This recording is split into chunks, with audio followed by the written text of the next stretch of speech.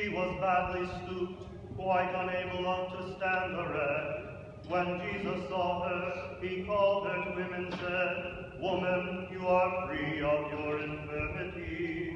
He laid his hand on her, and immediately she stood up straight and began thanking God. The chief of the synagogue, indignant that Jesus should have healed on the Sabbath, said to the congregation, "There are 6 days for working. Come on those days to be cured, not on the Sabbath." The Lord said in reply, "O you hypocrites, which of you does not let his ox or his ass out of the stall on the Sabbath to water it?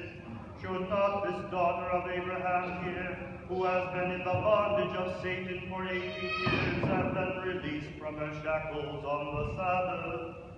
At these words, his opponents were covered with confusion. Meanwhile, everyone else rejoiced at the marvels Jesus was